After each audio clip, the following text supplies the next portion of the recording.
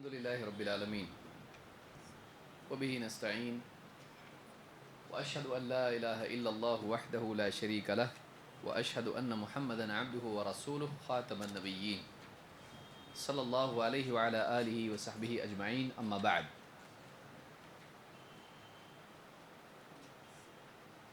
کوئی نیا آدمی آج آیا ہو پہلی مرتبہ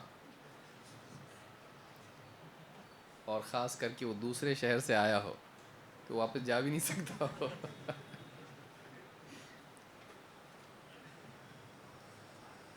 آئندہ آپ کو دیکھے گا تو پلٹے گا جو بھاگے.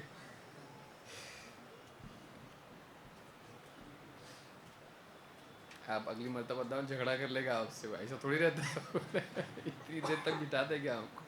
تو شیخ بھی اشارہ دے دیے 5ویں اور آخری مجلس اس کے بعد بس. شیخ اپنی طرف سے نہیں بولے ہیں, شیخ کو ذمہ داروں کی طرف سے بتایا گیا. پچھلی مجلس میں ہم نے دیکھا کہ کبھی ایسا ہوتا ہے کہ عالم دلیل جانتا ہے لیکن فتویٰ دیتے وقت میں, فیصلہ کرتے وقت میں اس کی دلیل مستحضر نہیں ہوتی ہے. تو ایسی صورت میں وہ فیصلہ اجتہاد کی بنیاد پر دیتا ہے نہ کہ دلیل کی بنیاد پر. بعض اوقات عمومی دلیلیں کچھ سامنے ہوتی ہیں, خاص دلیل اس کے سامنے نہیں ہوتی ہے. رجم کی دلیل سامنے ہے, زنا رجم, لیکن اگر مجنون ہو تو اس کا کیس الگ ہے. وہ ذہن میں نہ ہونے کی وجہ سے فیصلہ بدل گیا. کبھی بتانے والا بتاتا ہے جیسے حضرت علی نے بتایا, لیکن کبھی کوئی بتانے والا نہیں ہوتا ہے تو جو فیصلہ دے دیا وہ دے دیا. اور اس طرح سے علماء میں اختلاف ہوتا ہے. اگلی مثال لا علمی ہی کے اعتبار سے نہ جاننا, اور یہ ناسخ منسوخ کے باب میں ہے. آپ جانتے ہیں اسلامی احکام جو آئے وہ ایک دن میں نہیں آئے. اللہ کی طرف سے ایک حکم آتا تھا, پھر اس کے بعد کچھ وقت کے بعد اللہ تعالیٰ اس میں تبدیلی کرتا تھا. اس لیے نہیں کہ پہلے اللہ کو نعوذ باللہ نہیں معلوم تھا بعد میں معلوم پڑا, اس لیے کہ بندوں کی تربیت میں ایک مرحلے میں ایک چیز ہوتی ہے, اس کے بعد دوسری. کبھی ایک چیز سے امتحان ہوتا ہے, بعد میں دوسری چیز سے. تو اللہ کے حکم کے مطابق تبدیل ہو جانا یہ دین ہے. جس حال میں آپ ہیں اللہ کو نیا حکم آپ کو دے دے, نئی بات سامنے آ جائے, آپ کو اس کے مطابق اپنے آپ کو تبدیل کرنا ہے. یہ انسان کا امتحان ہے کہ جو رہنمائی آئے اس کے تابع ہو جاؤ. کرنا ہے تو کریں گے, رک جاؤ تو رک گئے. تو یہ ناسخ منسوخ میں امتحان بھی تھا اور تربیت بھی تھی اہل ایمان کی. جیسے شروع میں بیت المقدس کی طرف نماز پڑھتے تھے, بعد میں قبلہ تبدیل ہو کے کیا ہو گیا, مسجد حرام کعبہ قبلہ ہو گیا.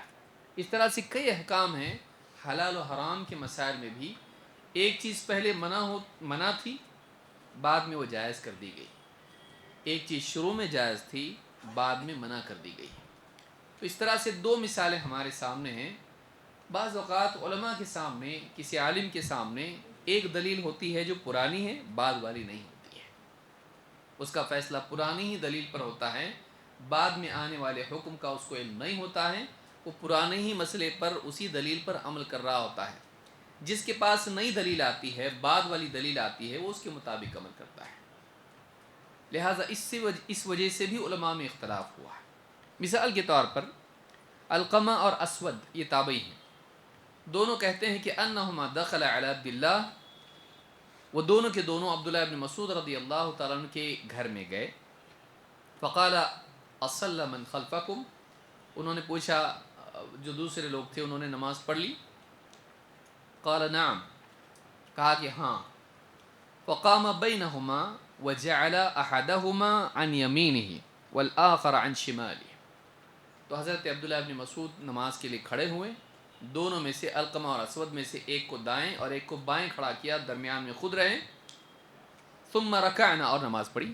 ثم رکعنا فوضعنا ایدینا علی رکبنا فضرب ایدینا, جب ہم نے نماز پڑھی مقتدی بن کر, اور وہ امام کون سے صحابی ہیں, عبداللہ ابن مسعود.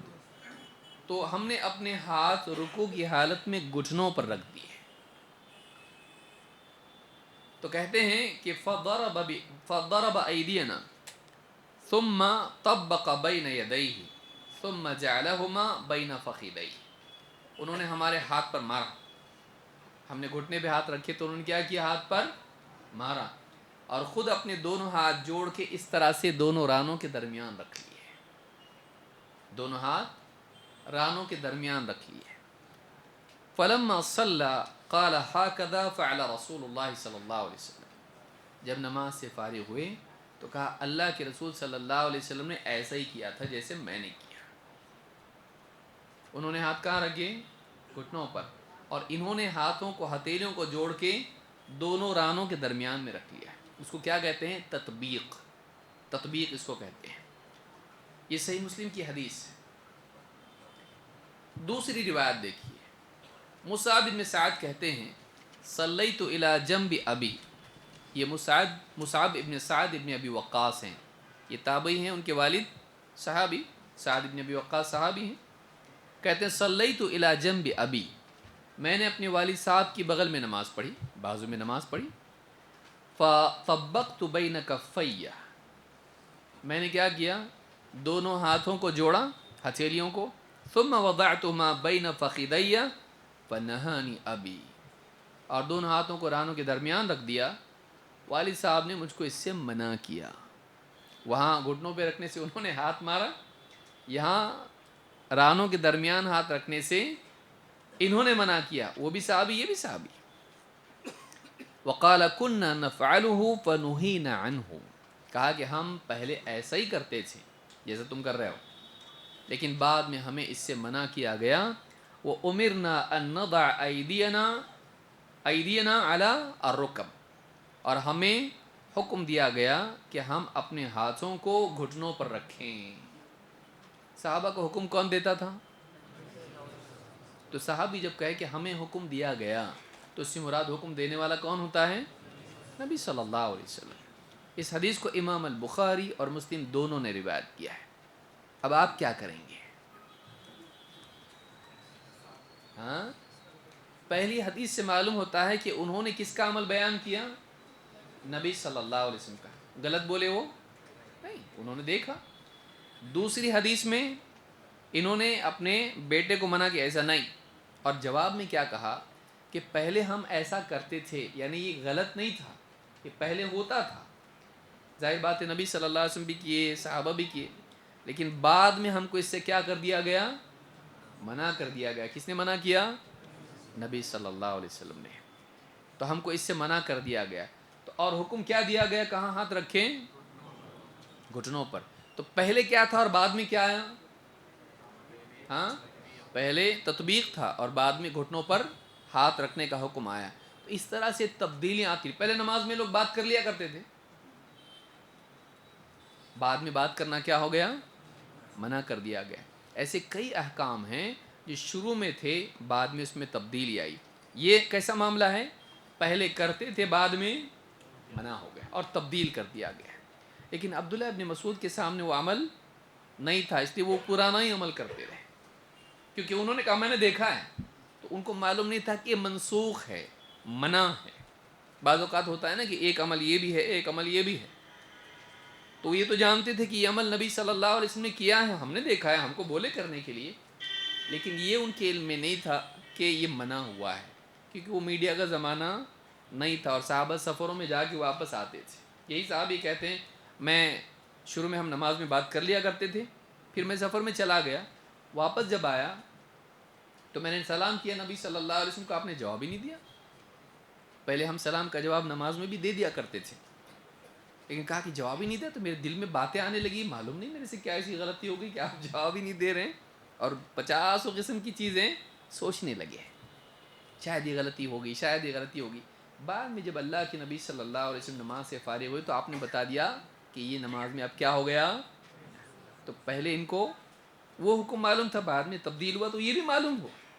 لیکن کبھی ایسا ہوا کہ صحابہ کو نیا حکم معلوم، بعض صحابہ کو معلوم نہیں ہوا. تو ان کا عمل ایسا رہا، اور ان کا عمل جن کو معلوم تھا پہلے ایسا تھا بعد میں ایسا تھا، انہوں نے کیا کر دیا، بعد والے حکم کو بتایا. لیکن جن تک پہلا حکم پہنچا بعد والا نہیں، وہ پچھلے حکم پر باقی رہے، اور اس طرح سے علماء میں کیا ہو گیا. تو ایسے کئی مسائل ہیں جن میں ناسخ منسوخ کے فرق کی وجہ سے ایک بات عالم کو معلوم رہی، دوسری معلوم نہیں ہوئی. اس کی دوسری مثال دیکھیے اسی طرح کی.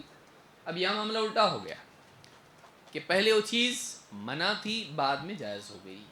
ایسا بھی ہو سکتا ہے، کسی نے منع والی حدیث کو لے لیا اور منع کا فتویٰ دے دیا، لیکن جس کو معلوم تھا کہ پہلے منع تھا بعد میں جائز ہو گیا، تو اس نے کیا کیا، پھر دوسرے پہ عمل کیا.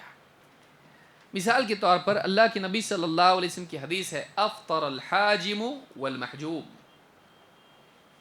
روزے کی حالت میں جو حجامہ کرائے، تو جس نے کیا وہ بھی، اس کا بھی روزہ ختم ہو گیا، ٹوٹ گیا، اور جس نے کروایا اس کا بھی افطار ہو گیا، مطلب روزہ ٹوٹ گیا.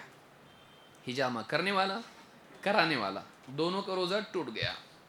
یہ امام احمد نے اس کو روایت کیا، اور یہ صحیح روایت ہے. اسی طرح سے ابو داؤد اور نسائی، ابن ماجہ وغیرہ میں یہ روایت موجود ہے. لیکن ابن عباس کی روایت ہے. پہلی روایت ثوبان رضی اللہ عنہ سے اور متواتر روایت ہے. لیکن دوسری روایت ابن عباس کی ہے، کہتے ہیں احتجم النبی صلی اللہ علیہ وسلم وهو صائم.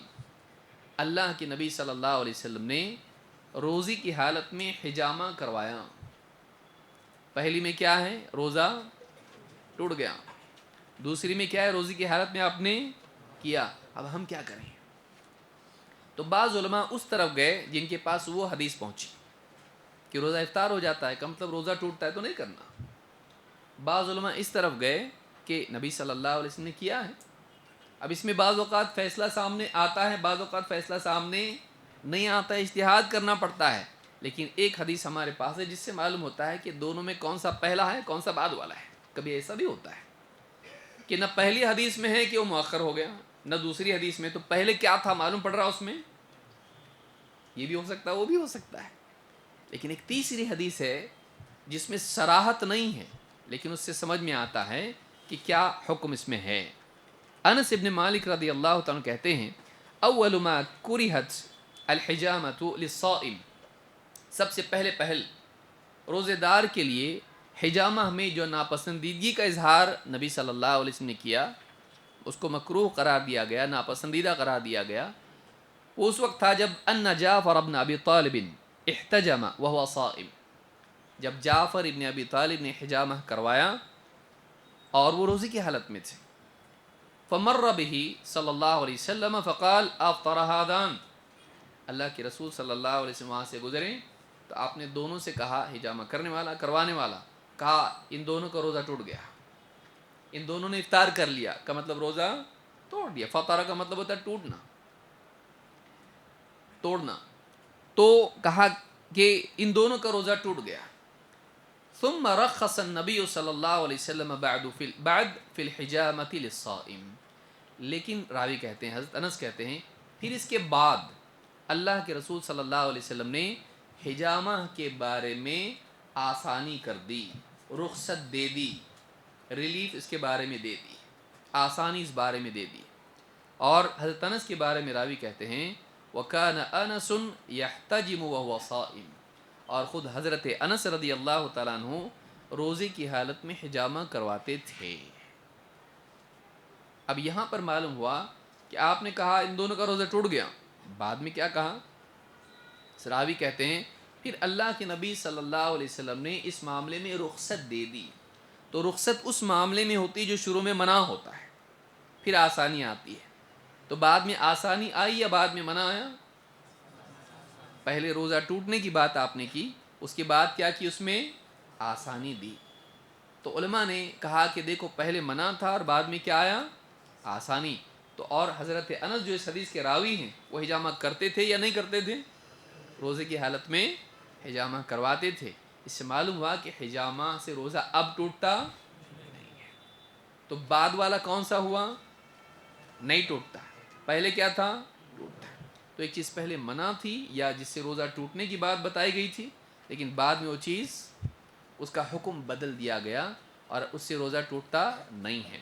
تو اس طرح سے بعض اوقات ہوتا ہے، ایک کے سامنے آج بھی کئی علماء کا فتویٰ ہے، آج بھی کئی بڑے علماء کا فتویٰ ہے کہ اگر افطار یعنی روزہ آدمی رکھے اور حجامہ کروائیں تو روزہ ٹوٹ جاتا ہے۔ لیکن بعض دوسرے علماء نے جیسے شیخ البانی وغیرہ نے کہا اس حدیث میں یہ صراحت ہے، اشارہ ہے اس بات کا کہ آپ نے رخصت دی، اس میں آسانی دی، منع میں آسانی آتی ہے۔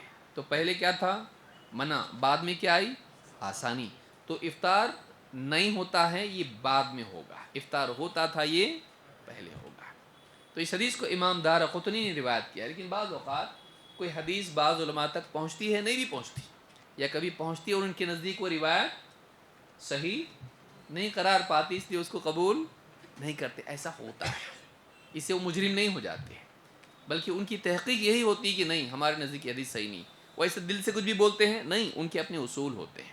تو اس وجہ سے حدیثوں کا معاملہ ایسا ہوتا ہے، لہٰذا اس طرح کے اختلاف میں اگر علماء اہل حق میں سے ہیں ان پر تنقید کرنا، ان کی شان میں گستاخی کرنا مناسب نہیں ہے۔ نمبر 6، کبھی ایسا ہوتا ہے کہ عالم کسی ضعیف حدیث پر عمل کرتا ہے اور اس کو معلوم نہیں ہوتا ہے کہ وہ حدیث ضعیف ہے، یا معلوم ہوتا ہے اور اس کے نزدیک یہ ہوتا ہے کہ اپنی عقل سے بولنے کی بجائے ضعیف حدیث ہی زیادہ بہتر ہے۔ اس طرح کا بھی اصول بعض علماء کا تھا۔ امام ابو حنیفہ کے بارے میں آتا ہے کہ ان کا کہنا ہے ضعیف الحدیث احب الی من الرأی، ضعیف حدیث میرے نزدیک رائے سے زیادہ بہتر ہے، یوں ہی رائے سے فیصلہ کرنے کی بجائے ضعیف حدیث سے فیصلہ کرتا ہوں۔ تو بعض علماء کے نزدیک اس طرح سے ضعیف حدیث بھی قابل قبول تھی، اس وجہ سے بعض مسائل جس میں کوئی صریح دلیل ان کے پاس نہیں پہنچی، اپنی رائے سے فیصلہ دینے کی بجائے انہوں نے ضعیف حدیث کے مطابق فیصلہ کیا۔ لیکن دوسرے علماء نے اس فیصلے کو قبول نہیں کیا، کیونکہ کہا کہ یہ حدیث کیا ہے؟ ضعیف ہے۔ آئیے دیکھتے ہیں اس بارے میں کیا ہے۔ ذیلعی کہتے ہیں الحدیث الثامن قال علیہ السلام لا ربا بین المسلم والحربی فی دار الحرب قلت غریب۔ کہتے ہیں کہ اللہ کے رسول صلی اللہ علیہ وسلم کی ایک حدیث آئی ہے کہ مسلمان اور حربی میں، مسلمان اور حربی جس سے مسلمانوں کی جنگ ہے، ان دونوں کے درمیان سود نہیں۔ اب آپ کو ایک مسئلہ سمجھ میں آئے گا کہ کیوں ہے وہ مسئلہ۔ دونوں کے درمیان سود نہیں، فی دار الحرب، ایسے علاقے میں جہاں مسلمانوں کی کفار سے جنگ ہو رہی ہو۔ ذیلی کہتے ہیں قلت غریب، یہ حدیث غریب ہے۔ ذیلی اکثر جو شاذ یا ضعیف حدیث ہوتی ہے اس کو غریب کہہ دیتے، تھوڑا ہلکا لفظ استعمال کرتے ہیں۔ وَأَسْنَدَ الْبَيْهَقِيُّ فِي الْمَعْرِفَةِ فِي كِتَابِ السِّيَرِ عَنِ الشَّافِعِي، امام البیہقی نے اپنی کتاب المعرفہ میں، کتاب السیر میں اس کو امام شافعی سے روایت کیا ہے۔ قال ابو یوسف، امام شافعی کہتے ہیں قال ابو یوسف، امام ابو حنیفہ کے شاگرد ابو یوسف کا کہنا ہے انما قال ابو حنیفة هذا لأن بعض المشيخة حدثنا عن مكحول عن رسول الله صلى الله عليه وسلم أنه قال لا ربا بين أهل الحرب أظنه قال وأهل الإسلام۔ کہتے ہیں کہ امام شافعی کہتے ہیں، ابو یوسف امام ابو حنیفہ کے شاگرد کہتے ہیں کہ امام ابو حنیفہ نے یہ جو بات کہی یہ اس بنیاد پر کہ بعض مشائخ سے ان کو یہ حدیث پہنچی جو مکحول روایت کرتے ہیں۔ مکحول کون ہیں؟ تابعی ہیں، صحابی نہیں ہیں۔ مکحول یہ حدیث بیان کرتے ہیں کہ اللہ کے رسول صلی اللہ علیہ وسلم نے فرمایا کہ، یعنی اللہ کے رسول صلی اللہ علیہ وسلم سے روایت کرتے ہیں، آپ نے فرمایا کہ لا ربا بین اہل الحرب و اہل الاسلام، مسلمانوں اور اسلام، مسلمانوں کے خلاف جنگ کرنے والے، ان دونوں کے بیچ میں سود نہیں، یعنی سود کا معاملہ یہ کر سکتے، منع نہیں۔ امام شافعی کہتے ہیں وَهَذَا لَيْسَ بِثَابِتٍ وَلَا حُجَّةَ فِيهِ، یہ حدیث ثابت نہیں ہے اور اس میں اس مسئلے کی کوئی دلیل نہیں ہے۔ اب ہوا یہ کہ امام ابو حنیفہ نے اس سے استدلال کیا، لیکن یہاں یہ بات دیکھنے کی ہے تابعی کی ملاقات نبی صلی اللہ علیہ وسلم سے ہوئی، صحابہ کی ہوئی ہے، تو یہ حدیث صحیح ہے یا ضعیف ہے؟ ہاں صحیح ہے، ضعیف ہے کہ تابعی اگر نبی صلی اللہ علیہ وسلم سے روایت کرے تو بیچ میں راوی غائب ہے، معلوم نہیں معتبر ہے کہ نہیں. اگر صحابی ہوتے تو متصل ہوتی، لیکن یہ حدیث کیا ہو گئی؟ منقطع. اب یہ لمبی گفتگو ہے کہ منقطع کس کو کہتے ہیں، مرسل کس کو کہتے ہیں. ساری اس حدیث میں صحابی کے نہ ہونے کی وجہ سے حدیث معتبر نہیں ہے، کیونکہ سند جڑی ہوئی نہیں ہے، اور یہ حدیث کیا ہو گئی؟ ضعیف. اس لیے امام شافعی کہتے ہیں حدیث ضعیف ہے. لیکن امام ابو حنیفہ کے نزدیک یہ ہے کہ مسلمان ایسے علاقے میں ہوں جہاں مسلمانوں کے دشمن ہو اور دار الحرب ہو، تو وہاں پر سود کا معاملہ نہیں، مسلمان سود لے سکتا ہے. لیکن عام آیت قرآن کی کیا ہے؟ وَأَحَلَّ اللَّهُ الْبَيْعَ وَحَرَّمَ الرِّبَا. تو علماء نے کہا یہ عام دلیل ہے، اور جس سے سب کے لیے ربا حرام کر دیا گیا. تو یہ نہیں کہا جائے گا کہ دار الحرب میں اس کی گنجائش ہے. لیکن اس روایت کی بنیاد پر، جو کہ ضعیف روایت ہے، امام ابو حنیفہ کا فتویٰ کیا ہے کہ ہاں نہیں وہاں ربا چلتا ہے. آپ دیکھیں بہت سارے لوگ کہتے ہیں یہاں اپنے کو چلتا ہے، لون لے سکتے، یہ کر سکتے، سب کر سکتے ہیں. نہیں، سود اسلامی ملک میں بھی حرام اور غیر اسلامی ملک میں بھی حرام ہے. کیوں؟ اس لیے کہ اللہ نے اس کو عمومی طور پر حرام کر دیا، ورنہ چوری بھی حلال ہو جائے گی، یہ سب کچھ حلال ہو جائے گا، کیونکہ اسلامی ملک تو ہے نہیں، ایسا کر سکتے نہیں. تو کہا کہ باقی میں اس میں فرق کیا ہوا؟ اللہ کی شریعت ہر علاقے کے لیے ہے. تو ہم جو چیز پر عمل کر سکتے ہیں، جس چیز سے بچنے کا حکم ہے، اس سے بچنا پڑے گا. تو عام طور سے علماء اس طرف ہیں کہ چاہے اسلامی ملک ہو یا غیر اسلامی ملک ہو، سود کیا ہے؟ حرام. لیکن اس روایت کی وجہ سے امام ابو حنیفہ کا فتویٰ کس پر ہے؟ چلتا ہے. لیکن وہ مسئلہ صحیح ہے نہیں ہے. تو بعض اوقات روایت کسی عالم کے پاس ہوتی ہے جو ضعیف ہوتی ہے، یا تو اس کو ضعیف ہونے کا علم نہیں ہوتا ہے، یا اس کے نزدیک یہ ہوتا ہے کہ اس پر عمل کر سکتے ہیں، اور وہ عمل کرتا ہے، اور وہ دونوں میں اختلاف ہوتا ہے. امام شافعی نہیں مان رہے، امام ابو حنیفہ مان رہے ہیں. ایسا کئی مرتبہ. صحابہ میں تو ضعیف حدیث کا مسئلہ نہیں تھا، صحابہ میں ضعیف حدیث کا مسئلہ نہیں تھا. بعد میں یہ چیزیں آئیں، صحابہ کے بعد یہ مسئلہ پیدا ہوا. تو یہ دوسری بات ہے کہ ان کے نزدیک معتبر ہے، ان کے نزدیک معتبر نہیں ہے، اور اس وجہ سے اختلاف ہوا. کبھی اختلاف فہم دلیل میں ہوتا ہے، انہوں نے اس کا مطلب کیا لیا. کبھی دلیل سمجھنے میں ایک عالم سے غلطی ہو جاتی ہے، نیت اچھی ہوتی ہے، مطلب اس کا صحیح نہیں سمجھ پاتا ہے، اس وجہ سے بھی اختلاف ہوتا ہے. جس کو صحیح سمجھا اس کو صحیح سمجھا، جس کو نہیں سمجھ میں آیا. ایسا بھی ہوتا کہ عالم کو نہیں سمجھتا، ہو سکتا ہے. یہ نہیں ہوگا کہ پوری دنیا کے سارے عالموں کو نہیں سمجھ میں آیا، ایسا نہیں ہوگا. کسی ایک کو سمجھ میں آیا اور کسی ایک کو سمجھ میں نہیں آیا، ایسا ہو سکتا ہے. آئیے اس کی مثال دیکھتے ہیں. ام المؤمنین عائشہ رضی اللہ تعالیٰ عنہ فرماتی ہیں قال رسول اللہ صلی اللہ علیہ وسلم اسرعکن لحاقا بی اطولکن یدن. اپنی بیویوں سے کہا تم میں مجھ سے وفات کے بعد سب سے پہلے آ کر ملنے والی بیوی وہ ہوگی جس کا ہاتھ سب سے دراز ہے، لمبا ہے. کہتی ہیں فَكُنَّ يَتَطَاوَلْنَ أَيَّتُهُنَّ أَطْوَلُ يَدًا. تو نبی صلی اللہ علیہ وسلم کی بیویاں کیا کرنے لگی؟ اپنے ہاتھ ناپنے لگیں کہ دیکھیں کس کا ہاتھ سب سے لمبا ہے. کہتی ہیں کہ قالت فَكَانَتْ أَطْوَلَنَا يَدًا زینب. لیکن کہتی ہے سچی بات یہ ہے کہ ہم میں واقعی لمبے ہاتھ والی حضرت زینب تھیں. حضرت ام المؤمنین زینب رضی اللہ تعالیٰ عنہ تھیں. کیوں؟ وہ ہاتھ لمبا ہونا کیا تھا؟ بعد میں معلوم پڑا ان کی وفات کے بعد. کہتی لِأَنَّهَا كَانَتْ تَعْمَلُ بِيَدِهَا وَتَصَدَّقْ، کہ وہ محنت سے کام کرتی اور اس کی جو قیمت آتی اس کو صدقہ کر دیتی تھی. یعنی لمبے ہاتھ والے کا مطلب کیا تھا یہاں پہ؟ خوب صدقہ کرنے والی.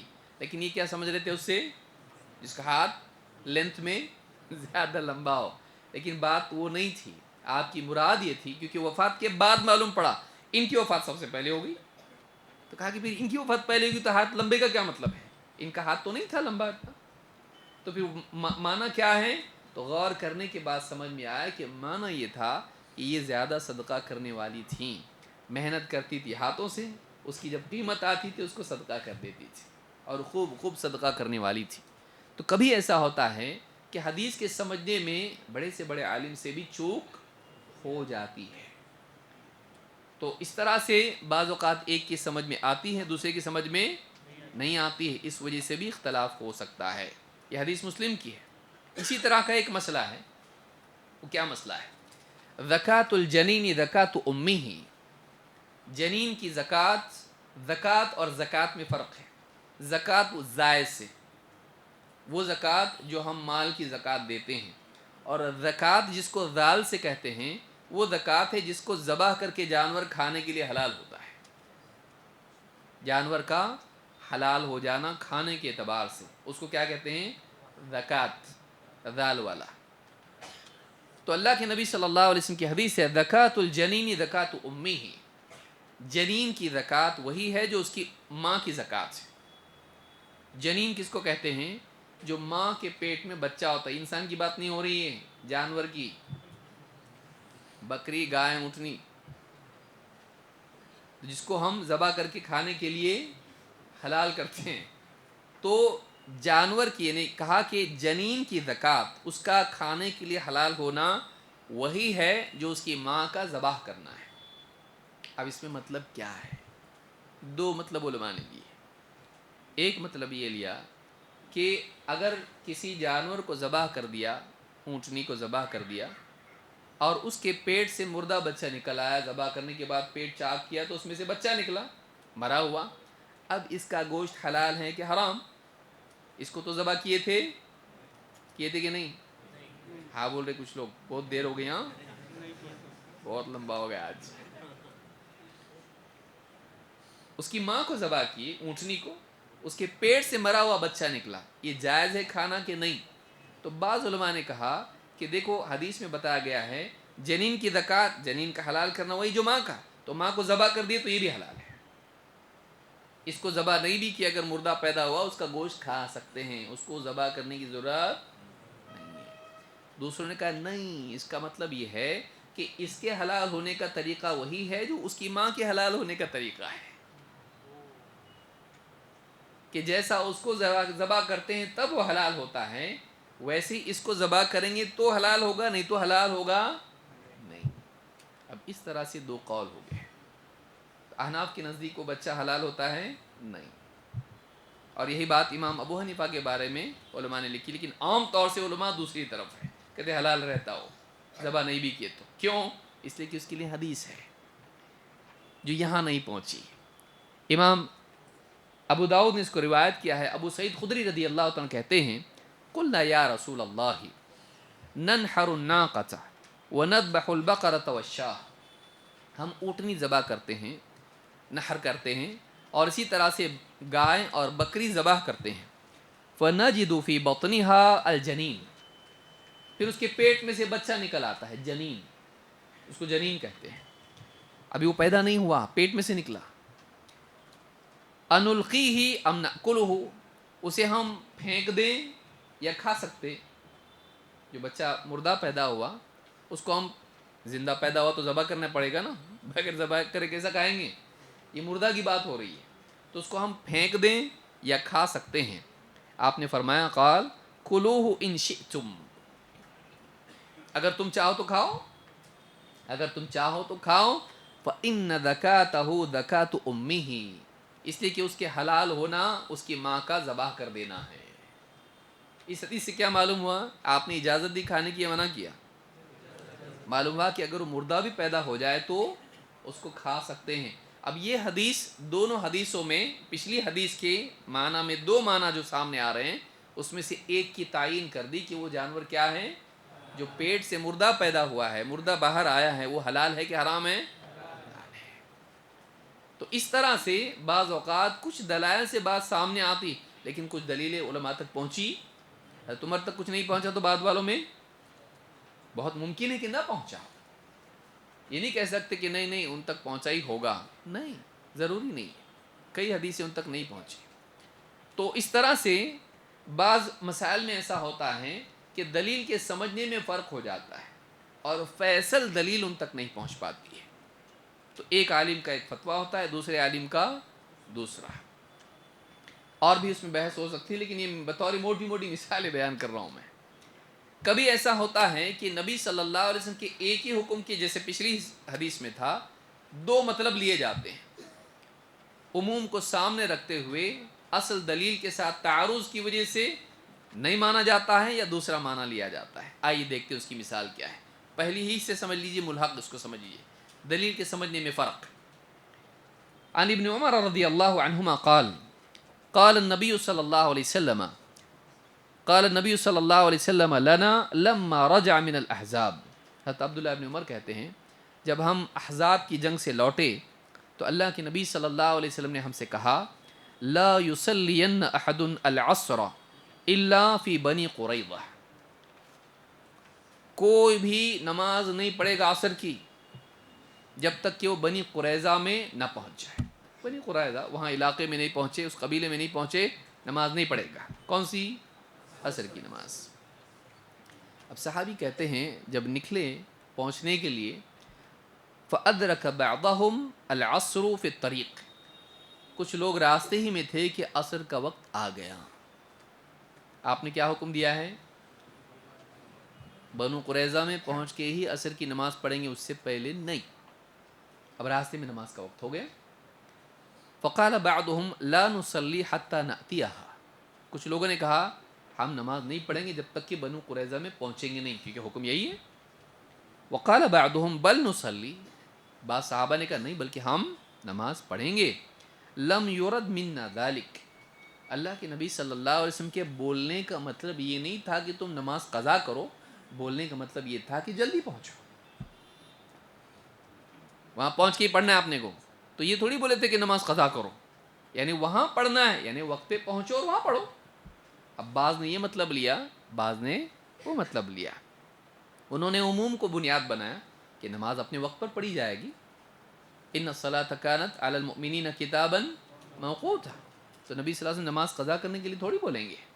آپ نے یہ بولے کا مطلب جلدی پہنچنا ہے۔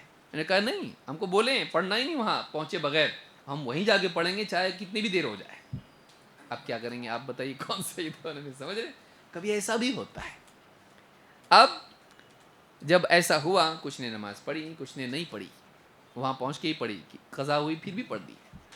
فذکر للنبی صلی اللہ علیہ وسلم فلم یعنف واحدا منہم، یہ واقعہ نبی صلی اللہ علیہ وسلم کے سامنے پیش ہوا، آپ نے کسی کو بھی ڈانٹا نہیں، ان کو بھی نہیں ڈانٹے پہلے کیوں پڑھ لیے، ان کو بھی نہیں ڈانٹے قضا کیوں کیے، بلکہ آپ نے کیا کیا، کسی کو بھی کچھ بولیں نہیں، کیونکہ کبھی ایسا ہوتا ہے دونوں کا مقصود ایک ہے کہ حکم پورا کرنا ہے، لیکن انہوں نے ایک عمومی مقصد کو عمومی حکم کو دیکھا کہ نماز وقت پہ پڑھی جانی چاہیے، اور آپ کے بولنے کا مطلب یہ نہیں ہوگا کہ نماز قضا کر دو، مطلب یہ ہوگا جلدی پہنچو، اور انہوں نے یہ سمجھا کہ نہیں جیسا بولے ہیں ہم لوگ ویسا ہی کریں گے، تو انہوں نے چاہے نماز قضا ہو، اس طرح سے معاملہ ہوا۔ تو نبی صلی اللہ علیہ وسلم نے کیا کیا، ڈانٹا؟ آپ نے کسی کو بھی کچھ کہا نہیں، تو ہم کو ڈانٹنا چاہیے علماء کو، سمجھ رہے بات کو؟ کبھی ایسا ہوتا ہے کہ ایک دلیل کے سمجھنے میں دونوں عالم متقی پرہیزگار ہیں اور علم والے ہیں، انہوں نے یہ مطلب لیا انہوں نے وہ مطلب لیا، اب دونوں میں سے کس کو ہم غلط بولیں؟ زیادہ سے زیادہ خطا اور ثواب ہو سکتا ہے، لیکن یہ کہ آدمی ان کو گمراہ بتائے، حدیث کا دشمن بولے، سنت کے مخالف بول دیں، یہ نہیں ہونا چاہیے۔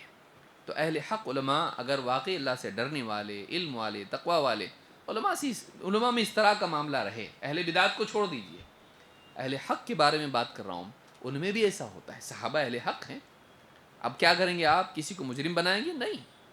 تو اس طرح کا معاملہ ہونا، یہ بھی صحابہ میں ایسا ہوا۔ اختلاف کیوں ہوا؟ ایک ہی بات کو سمجھنے میں فرق ہو گیا۔ ایک اور روایت میں ہے فقالت طائفة من المسلمین ان النبی صلی اللہ علیہ وسلم لم يرد ان تدعوا الصلاة فصلوا، ایک گروہ نے کہا کہ دیکھو اللہ کے نبی صلی اللہ علیہ وسلم کا ارادہ یہ نہیں تھا کہ تم نماز چھوڑ دو، تو پڑھو نماز۔ وقالت طائفة ان لفی عزیمت النبی صلی اللہ علیہ وسلم وما علینا من اثم، لیکن کچھ دوسرے لوگ تھے، انہوں نے کہا کہ دیکھو ہم نبی صلی اللہ علیہ وسلم کے حکم ہی کے تابع ہیں، آپ ہی کے کام پر ہیں، تو ہم پہ کوئی گناہ نہیں ہوگا، چاہے نماز قضا ہو جائے کہ جو حکم دیا وہ پورا کر رہے ہیں، جب آپ نے بولے ہم وہی کر رہے ہیں۔ فصلت طائفة ایمانا واحتسابا وترکت طائفة ایمانا واحتسابا، تو ایک گروہ نے نماز پڑھی ایمان و احتساب کے ساتھ، دوسرے نے نماز نہیں پڑھی ثواب کی نیت سے، نبی کی بات پر یقین کرتے ہوئے. وَلَمْ يَعِبِ النَّبِيُّ صلی اللہ علیہ وسلم أَحَدًا مِّنَ الْفَرِيقَيْنِ، اور اللہ کے نبی صلی اللہ علیہ وسلم نے دونوں میں سے کسی کو بھی عیب نہیں لگایا، کسی کو بھی برا نہیں کہا. تو کبھی ایسا بھی ہوتا ہے کہ بات ایسی ہے کہ یہ میننگ لیں کہ یہ میننگ لیں، اتنا کلیئر نہیں ہوتا ہے. تو ایسی صورت میں ہم کو گنجائش رکھنا چاہیے، یہ نہیں کریں کہ ہم ایک کو گمراہ اور دوسرے کو ہدایت یافتہ قرار دینے لگیں، خصوصاً جب کہ ہم جان رہے ہوں کہ یہ دونوں بھی اہل حق علماء میں سے ہیں. سمجھ میں آئی بات؟ چاہے وہ پچھلے دور کے ہوں یا ہمارے دور کے ہوں. ایسا اختلاف اس زمانے میں بھی ہوا، آج بھی ہو سکتا ہے. اسی طرح کی اور ایک مثال ہم دیکھ سکتے ہیں. ابو سعید خدری رضی اللہ عنہ کہتے ہیں خرج رجلان فی سفر فحضرت الصلاة وليس معهما ماء. اب ان کے پاس دلیل تھی، ایک حکم تھا ایسا کرو یا ایسا مت کرو.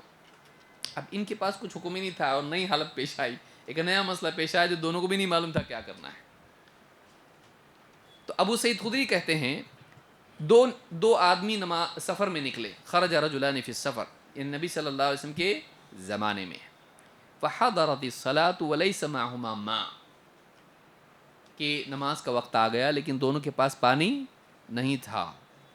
فتیمما صعیدا طیبا فصلیا، دونوں نے تیمم کیا اور نماز پڑھی. صحیح کیے کہ غلط کیے؟ تیمم کیے، پانی نہیں تو تیمم کیے. لیکن ثم وجد الماء فی الوقت، لیکن نماز کا وقت ختم ہونے سے پہلے ہی پانی مل گیا. اب کیا کریں گے؟ نماز کا وقت گیا نہیں اور پانی مل گیا. فأعاد أحدهما الصلاة والوضوء ولم يعد الآخر. دونوں میں سے ایک نے کیا کیا، وقت تو ابھی نماز کا باقی ہے اور ٹائم ختم ہونے کے پہلے پانی مل گیا اپنے کو، تو نماز کے لیے وضو لازم ہے اور نماز کا وقت باقی ہے ابھی. تو اس نے کیا کیا، اس نے واپس سے وضو کیا. اب تیمم چلا گیا، پانی مل گیا تو پانی سے وضو کیا اور پھر سے نماز دہرائی. دوسرے نے کہا میں نے پڑھ لیا ہوں اور ہو گئی نماز، تو اس نے کیا کیا، واپس سے نماز نہیں پڑھی، اپنی پڑھی ہوئی تیمم کے ساتھ نماز کو کافی سمجھا. ثم اتى رسول اللہ صلی اللہ علیہ وسلم فذكر ذلك له. جب وہ سفر سے واپس لوٹے، نبی صلی اللہ علیہ وسلم سے حال بیان کیا. فقال للذي لم يعد اصبت السنة واجزأتك صلاتك. جس نے نماز نہیں لوٹائی تھی، آپ نے اس سے کہا تم نے سنت کے مطابق عمل کیا اور تمہاری نماز ادا ہو گئی. جو کرنا تھا کیا تو نماز نہیں ہوئی، ایسا کیسے بول سکتے؟ نماز ہو گئی. اور وقال للذی توضأ وأعاد، جس نے وضو کر کے واپس سے نماز پڑھی تھی، تیمم والی نماز کو کافی نہیں سمجھا تھا، اس سے آپ نے کہا لک الاجر مرتین، تم کو ڈبل اجر ملے گا، تم کو 2 اجر ملیں گے، پہلی بار کا بھی اور دوسری بار کا بھی. تو اب کیا کریں گے اس میں دونوں میں؟ آپ نے دونوں میں سے کسی کو بھی برا کہا لیکن سنت کے مطابق کس کو کہا؟ اور دوسرے کی چونکہ نیت اچھی تھی اور اس نے نماز ہی پڑھی تو آپ نے کیا کہا، تم کو 2 مرتبہ اجر ملے گا. لیکن وہ سچویشن ایسی تھی کہ ان کے پاس صحیح فیصلہ نہیں تھا. تو بعض اوقات عالم کسی ایک ناحیے سے دیکھتا ہے اور دوسرا کسی دوسرے ناحیے سے. ایک دیکھ رہا ہے کہ بھائی پانی اگر نہ ملے تو مجھ کو کیا کرنا چاہیے، تیمم. میں نے تیمم کیا، تیمم کر کے نماز پڑھا، وہ نماز ہوئی کہ نہیں ہوئی؟ ہو گئی. اب واپس سے پانی ملا تو ایک نماز 2 بار تھوڑی ہوگی. جو فرض میں نے جس طرح سے ادا کرنا تھا کر دیا، اب میرے ذمے سے وہ ساقط ہو گیا. واپس سے نماز کیسا فرض ہوگی دوسری بار؟ جو پڑھ لیا وہ واپس کیسا آئے گا؟ نہیں بس. تو اس نے کہا نہیں، لیکن حکم کیا ہے؟ اصل پانی ہے، پانی نہیں ملا تو تیمم ہے. تو اب پانی تو ملا تو تیمم گیا، اب نماز کا وقت باقی ہے تو میں پھر سے نماز پڑھوں گا احتیاط کے طور پر. انہوں نے نماز پڑھی. آپ نے دونوں میں سے کسی کو بھی برا بولیں نہیں اور کہا کہ تم نے سنت کے مطابق عمل کیا، نماز ہو گئی اور تم کو کتنا ملے گا؟ نماز ہی پڑھانا تو تم کو دونوں اجر ملیں گے، پہلی بار کا بھی ملے گا، دوسری بار کا بھی ملے گا. تمہارا عمل ضائع نہیں ہوا. تو یہاں پر آپ دیکھیں گے کہ بعض اوقات اس طرح سے بھی ہوتا ہے کہ مختلف ناحیوں سے ایک ہی بات کو، مسئلے کو دیکھا جائے تو الگ الگ فیصلے بھی ہوتے ہیں. وہ اس زمانے میں بھی ہوتا تھا اور وہ معاملات نبی صلی اللہ علیہ وسلم کے پاس پہنچتے تھے اور آپ نے دونوں میں سے کسی کو بھی برا کہا نہیں کہا. تو کبھی ایسا بھی ہوتا ہے، اس کو یاد رکھنا چاہیے. نمبر 10، اختلاف کی ایک بڑی وجہ یہ تھی کہ بعض علماء میں اصولوں کا اختلاف ہوا. یہ بعد والوں میں بعض اکثر ہوتا ہے. مثال کے طور پر کسی عالم کے نزدیک، جیسے امام ابو حنیفہ کا مسئلہ دیکھا آپ نے، کہ اگر ان کے پاس صحیح دلیل نہ ہو تو ایسی صورت میں وہ ضعیف حدیث سے مسئلہ لیتے تھے. لیکن دوسرے علماء میں سے بعض ایسے تھے جو اس کو لیتے تھے نہیں، جیسے امام بخاری، امام مسلم وغیرہ ہیں. نہیں، صحیح حدیث کی موجودگی، یعنی صحیح حدیث نہیں ہو تو اجتہاد کیا جائے گا، ضعیف حدیث پر استدلال اس سے استدلال نہیں کیا جائے گا، کیونکہ ضعیف حدیث دلیل بن سکتی نہیں. تو یہ دونوں طرح کے مسائل ہمارے سامنے ہیں. تو کچھ علماء ضعیف حدیث سے استدلال کرتے ہیں، کچھ نہیں کرتے ہیں. کچھ ضعیف حدیث سے استدلال نہیں کرتے ہیں. پھر ضعیف حدیث میں بھی قسمیں ہیں. مرسل سے کوئی دلیل پکڑتا ہے اور کوئی مرسل سے دلیل نہیں لیتا ہے، یا کسی خاص مرسل سے دلیل لیتا ہے، دوسری سے نہیں. اس کی تفصیل میں زیادہ نہیں جانا چاہوں گا. لیکن ایسا ہوتا ہے کہ ایک کے نزدیک ایک قسم کی حدیث دلیل ہوتی ہے، دوسرے کے نزدیک دوسری. اس میں ترجیح دی جا سکتی ہے کہ کس کی بات زیادہ مضبوط ہے، لیکن یہ وہ وقت نہیں ہے. خاص کر کے یہ وہ وقت نہیں ہے. دن بھر کے آپ تھکے ہوئے ہو، میرے لیے کوئی مسئلہ نہیں، شروع کریں گے تو لمبا ہو جائے گا بہت. دوسری چیز یہ کہ قول صحابی حجت ہے یا نہیں. اگر صحابی کا فتویٰ ہو اس کو لیں گے کہ نہیں. اس بارے میں بھی کافی بحث ہے کہ صحابی کا کون سا فتویٰ حجت ہے. اب جیسے صحابی کا قول نبی کے قول سے ٹکرائے تو لیں گے کہ نہیں لیں گے. صحابی کا قول اگر نبی صلی اللہ علیہ وسلم کی سنت سے ٹکرائے. اب بعض لوگوں کا کہنا ہے اگر راوی روایت کرے اور اس کے برخلاف عمل کرے تو اس کی روایت دلیل ہوگی یا اس کا عمل.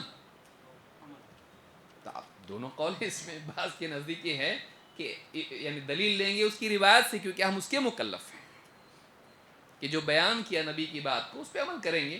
ہو سکتا ہے ان کو صحیح نہیں سمجھا ہو، جیسا کئی روایتیں ہمارے سامنے.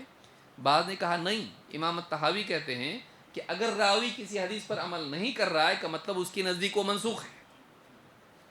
دوسرے علماء کہتے ہیں نہیں، ہو سکتا ہے وہ بھولے ہوں یا نہیں سمجھے ہوں. تو اب اس مسئلے میں بھی کیا ہو گیا، علماء میں اختلاف ہو گیا کہ کچھ نے راوی کا عمل لیا اور کچھ نے راوی کی دلیل لی. اس طرح سے بھی اختلاف ہوا ہے. یا امر وجوب کے لیے، استحباب کے لیے، جیسے نبی صلی اللہ علیہ وسلم ایک حکم دے دیں، اس کا کرنا لازم ہوتا ہے، یہ کرے تو اچھا، نہیں کرے تو کوئی بات نہیں. اب اس میں اختلاف ہے. شوافی کے نزدیک عموماً حکم اگر دیا جائے تو مستحب ہوتا ہے، الا یہ کہ کوئی دلیل ملے اس کے لازم ہونے کی. لیکن عام طور سے محدثین کا طریقہ یہ ہے کہ اگر حکم دے دیں اللہ کے نبی صلی اللہ علیہ وسلم تو وہ لازم ہوتا ہے، الا یہ کہ کوئی دلیل ایسی ملی جس سے معلوم ہو کہ لازم نہیں ہے. اب کیا کریں گے، دونوں طرح کی دلیلیں ہم کو ملتی ہیں. ہمارے نزدیک راج یہ ہے کہ حکم لازم ہوتا ہے جب تک کہ کوئی الگ سے دلیل نہ ملے لازم نہیں ہونے کی. جیسے ہماری دلیل کیا ہے، اللہ کے رسول صلی اللہ علیہ وسلم فرماتے ہیں کہ کنت نہیتکم عن، یعنی آپ نے فرمایا کہ لولا ان اشق علی امتی لامرتهم بالسواک عند كل صلاۃ. اگر امت پر مشقت کا خوف نہیں ہوتا تو ہر نماز کے لیے مسواک کا حکم دیتا. دیتے تو کیا ہوتا، مشقت ہوتی. کیوں مشقت ہوتی، لازم ہو جاتا ہے. تو مطلب آپ کا حکم کیا ہے، لازم ہے. یا فَلْيَحْذَرِ الَّذِينَ يُخَالِفُونَ عَنْ أَمْرِهِ أَن تُصِيبَهُمْ فِتْنَةٌ أَوْ يُصِيبَهُمْ عَذَابٌ أَلِيمٌ.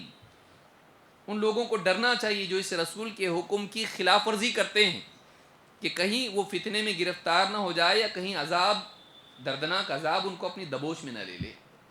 تو عذاب آنا یہ بتا رہا ہے کہ حکم پورا کرنا کیا ہے، لازم ہے.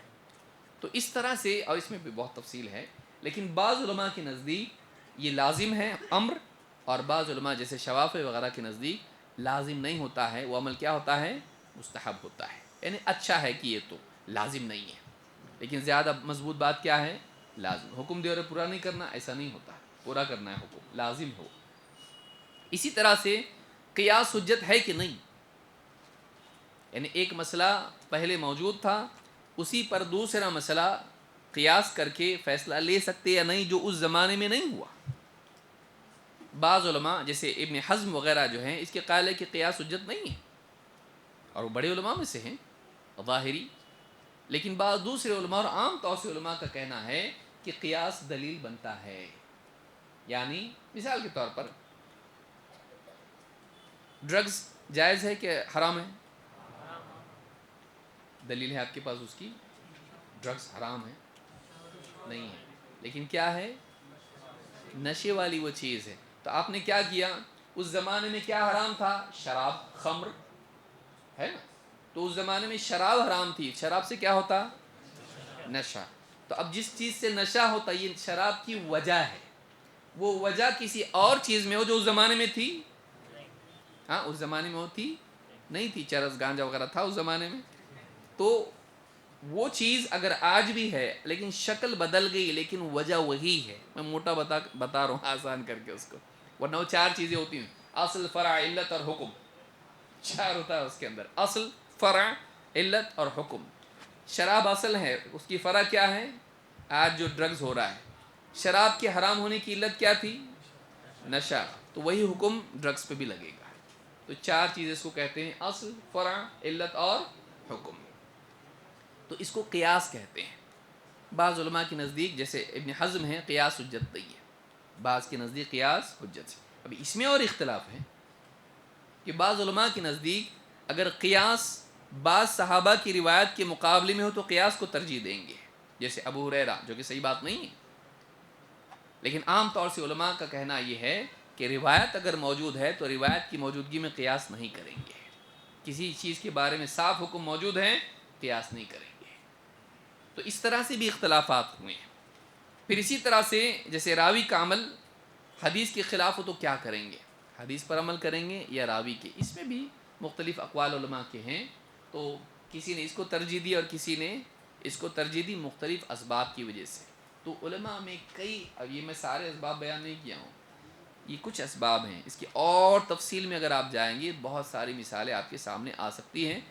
ابن تیمیہ رحمۃ اللہ علیہ کی کتاب اس پر رفع الملام عن ائمۃ الاعلام، بڑے بڑے اماموں سے ملامت ہٹانے کا کام، کہ لوگ ان کو برا بولتے ہیں کہ انہوں نے اختلاف کیا آپس میں، دین کو ٹکڑے ٹکڑے کر دیا. نہیں بھائی، یہ ایسا صحابہ سے ہوتا آیا ہے اور ایسا انسان ہے، بشری تقاضے کے تحت ایسا ہوتا ہے، اس وجہ سے اختلاف ہوا ہے. ان کو برا نہیں بولنا چاہیے.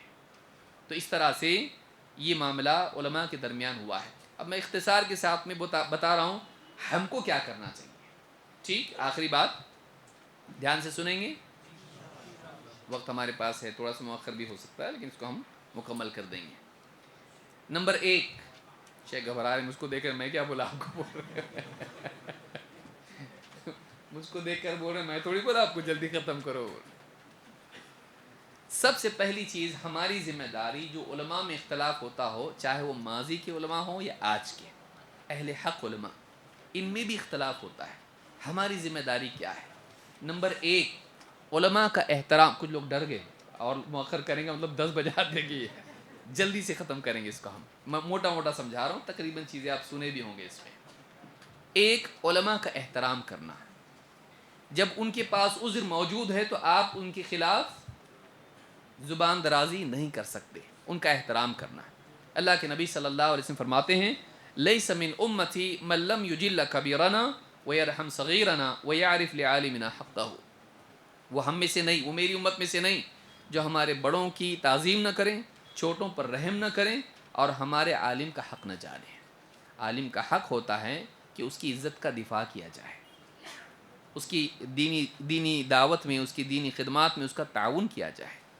تو عالم کا حق نہ جانے وہ ہم میں سے نہیں کا مطلب یہ ہے کہ آپ نے بڑوں سے بھی الگ کر کے عالم کا ذکر کیا.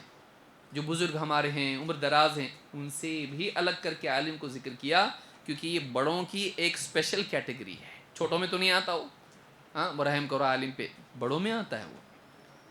لیکن بڑوں میں بھی اسپیشل کیٹیگری ہے، وہ علمی اعتبار سے بڑے ہیں وہ، چاہے آپ سے عمر میں بڑا نہ ہو. آپ کو کیا کرنا چاہیے؟ اے عالم ادھر آ. ہاں کیا بہت پڑھا تو، ہاں عمر سے میں کمی ہے میرے سے، کر سکتے آپ ایسا؟ نہیں، عالم ہے وہ، اس کا احترام آپ کو کرنا چاہیے. تو عالم کا احترام ہو. نمبر 1، آپ دیکھیں شعبی کہتے ہیں کہ صلی زید بن ثابت علی جنازۃ. زید بن ثابت صحابی ہیں، انہوں نے جنازے کی نماز پڑھائی یا پڑھی نماز.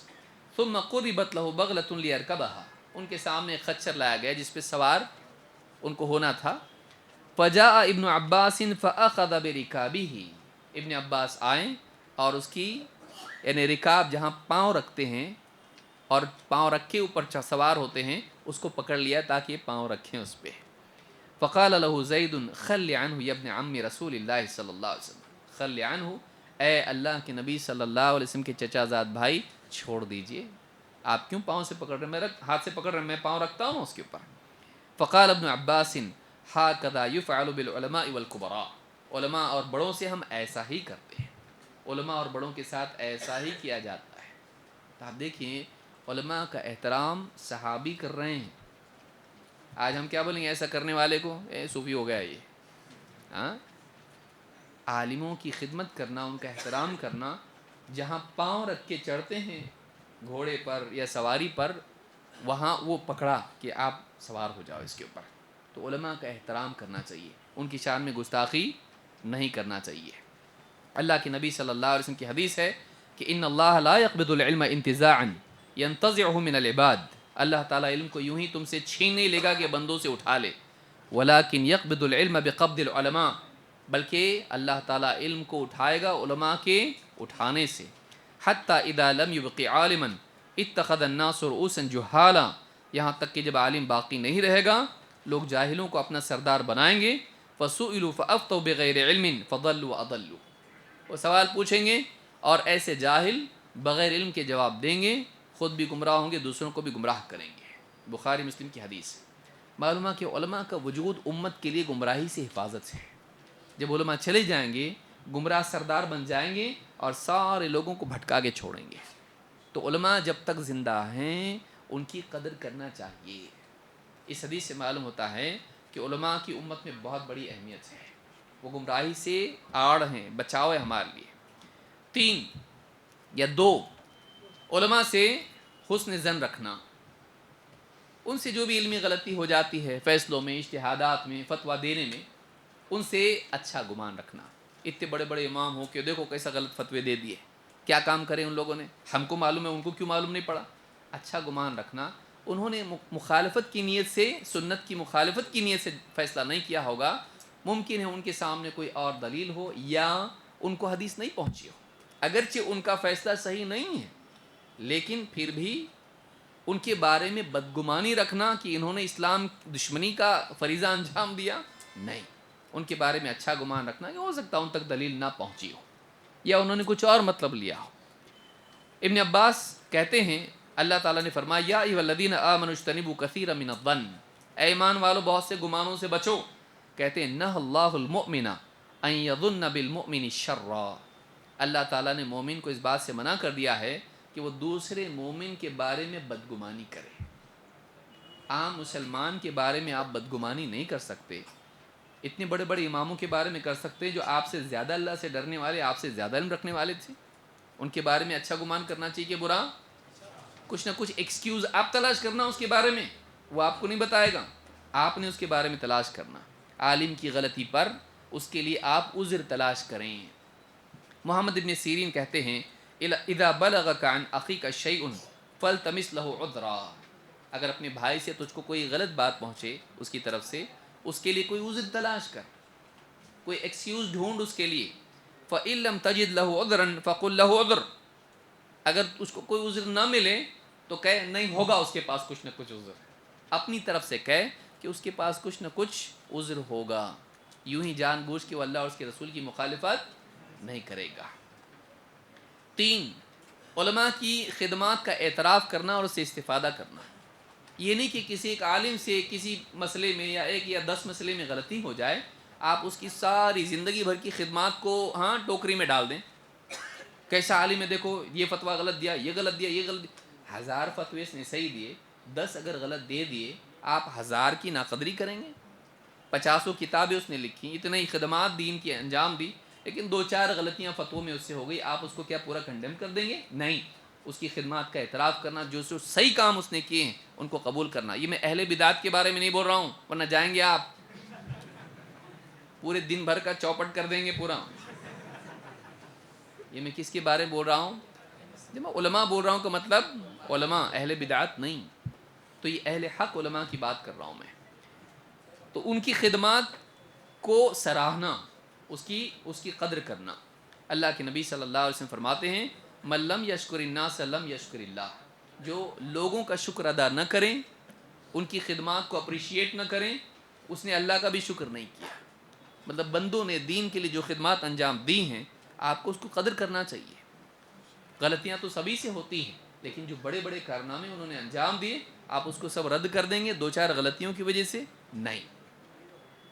ابن مبارک رحمہ اللہ فرماتے ہیں من استخف بالعلماء ذهبت آخرته. جو علماء کی ناقدری کرتا ہے اس کی آخرت برباد ہو جاتی ہے.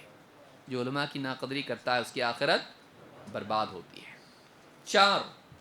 علماء کی جو لغزشیں ہیں، غلطیاں ان سے ہوئی ہیں، ان سے درگزر کرنا اور ان کا دفاع کرنا. غلطیوں کا نہیں، شخصیات کا. اہل حق علماء سے اگر کوئی غلطی ہوئی بھی ہو تو ان سے درگزر کا معاملہ کرنا. رات دن اسی کو ڈسکس کرتے بیٹھنا ٹھیک ہے نہیں ہے. آپ کی غلطی پہ روک ڈسکس کریں، چلو آج پھر سے بات کریں گے تمہاری غلطیوں پہ، اچھا لگتا ہے آپ کو؟ نہیں. بے وجہ علماء کی غلطیوں پہ بار بار اس کو کوریدتے بیٹھنا اور ان کی شخصیت میں قدح کرنا، یہ ٹھیک نہیں ہے. غلطی ہو گئی چھوڑ دو، ہو گیا، ہاں عالم سے غلطی ہو جاتی، کیا ہے.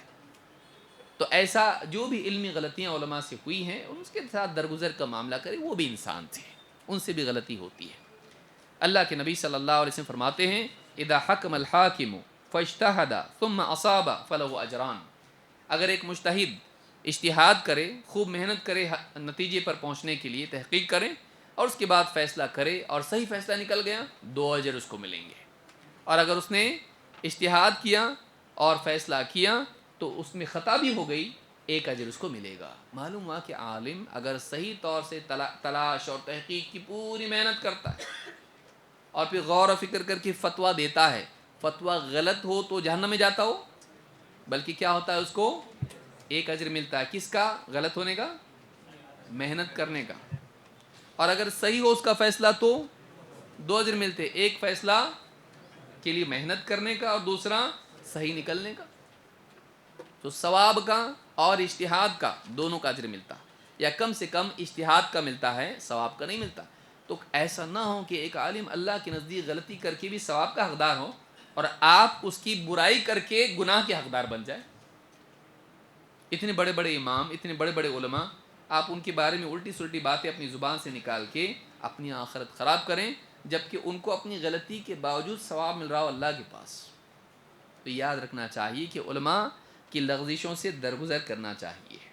ابن عساکر رحمہ اللہ فرماتے ہیں اعلم یا اخی وفقنی اللہ و ایاک لمرضاتہ. میرے بھائی، اللہ تعالیٰ تجھے اور مجھے اور تجھ کو اپنی مرضیات کی توفیق بخشے. وجعلنا ممن یخشاہ ویتقیہ. اور مجھے اور تجھے ان لوگوں میں بنائیں جو اللہ سے ڈرتے ہیں، پرہیزگاری اختیار کرتے ہیں. ان لحوم العلماء مسمومہ. یاد رکھو علماء کے گوشت زہریلے ہوتے ہیں، علماء کے گوشت زہریلے ہوتے ہیں. وعادت اللہ فی حد کی استار منتقصہم معلومہ. اور جو آدمی علماء کی شان میں ان کی تنقیص کرتا ہے، شان گھٹانے کی کوشش کرتا ہے، اللہ تعالیٰ ان کے بھید کھول دیتا ہے. یہ طریقہ اللہ کا سب کو معلوم ہے، علم والوں کے سامنے یہ ہے کہ اللہ تعالیٰ ایسے لوگوں کی بے عزتی کرتا ہے جو علماء کی کمیوں کو، عیوب کو تلاش کر کے ان کو ذلیل کرنے کی کوشش کرتے ہیں. اللہ انہی کو ذلیل کر دیتا ہے، ان کے چھپے ہوئے عیب سب کے سامنے لے کر آتا ہے. علماء کے گوشت مسموم ہے کا مطلب کیا ہے؟ غیبت کرنا اپنے مرے ہوئے بھائی کا گوشت کھانے جیسا ہے. تو گوشت کیسا رہتا؟ زہریلا. کھا کے آدمی کیا ہو جاتا؟ ہلاک ہوتا ہے. تو علماء کے گوشت زہریلے ہوتے ہیں، ان کی غیبت کرو گے ہلاک ہو جاؤ گے. وَأَنَّ مَنْ أَطْلَقَ لِسَانَهُ فِي الْعُلَمَاءِ بِالثَّلْبِ بَلَاهُ اللَّهُ قَبْلَ مَوْتِهِ بِمَوْتِ الْقَلْبِ. لہذا جو شخص علماء کی برائی میں اپنی زبان کو بے لگام چھوڑ دیتا ہے، اللہ تعالیٰ اس کے مرنے سے پہلے اس کے دل کو موت دے دیتا ہے. وہ بعد میں مرتا ہے، اس کا دل پہلے مرتا ہے. دل پہ اثر ہی نہیں ہوتا حق کا، خیر کا. دل مردہ ہو جاتا ہے. دل مردہ ہونا آدمی کے مرنے سے برا ہے، پھر خیر اس میں داخل نہیں ہوتی. اور آگے آیت پڑھی فَلْيَحْذَرِ الَّذِينَ يُخَالِفُونَ عَنْ أَمْرِهِ أَن تُصِيبَهُمْ فِتْنَةٌ أَوْ يُصِيبَهُمْ عَذَابٌ أَلِيمٌ. نمبر 5، علماء کے لیے دعا کرنا. آپ ان کی غیبت کرنے کی بجائے کیا کریں؟ ان کے لیے دعا کریں. کیوں؟ کیونکہ ان کے لیے سب دعا کرتے ہیں. حدیث میں اللہ کے نبی صلی اللہ علیہ وسلم فرماتے ہیں معلم الخیر یستغفر له کل شیء حتی الحیتان فی البحر. خیر کی تعلیم دینے والے کے لیے ساری مخلوقات مغفرت کی دعا کرتی ہیں، یہاں تک کہ سمندر میں موجود مچھلیاں بھی. یہ کیا بات ہے کہ ایک دین سکھانے والے کے لیے ساری مخلوقات مغفرت کی دعا کر رہی ہوں کہ اللہ اس سے جو غلطی ہوگی معاف کر دے، اور آپ اس کی غیبت کر کے خود گناہگار ہو رہے ہیں. تو ہم کو عالم کے لیے کیا کرنا چاہیے؟ اے اللہ ہمارے جو بھی علماء ہیں ان سے کہیں کچھ غلطی ہوئی تو اللہ معاف کر دے. یہ ہم کو دعا کرنا چاہیے ان کے لیے، کیونکہ ساری مخلوقات ان کے لیے کیا کرتی ہیں؟ مغفرت کی دعا کرتی ہیں. اسی طرح سے ان کے لیے خیر کی، رحمت کی دعا کرنا چاہیے.